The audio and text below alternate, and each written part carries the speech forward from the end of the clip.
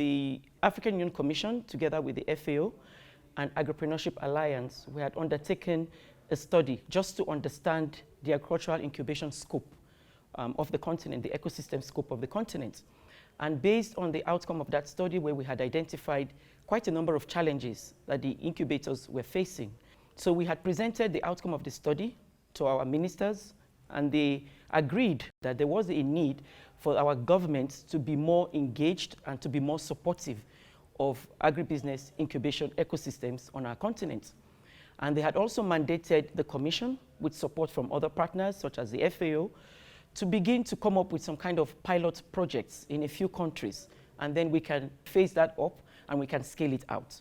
So we had brought together participants from the incubation networks, from Uganda, and the key players as well, and the governments represented by some of the ministries here, and also from Malawi, from Zambia, from Zimbabwe, and also from Kenya. And over the last 4 days, we have had a lot of discussions where we had identified several key components which would inform the development of that project. Components ranging from the mentoring to capacity building, to setting up collaborative networks, to looking at issues of policy and also funding.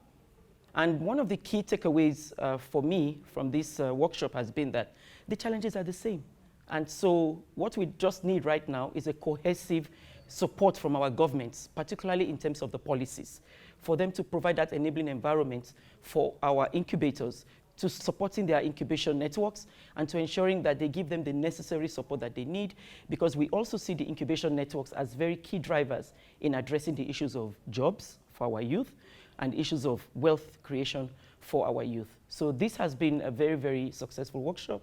and particularly because by October of next year, we need to begin to respond to our ministers, how far we have gone in terms of implementing the decision that they had taken for us to support agricultural incubation networks on our continent.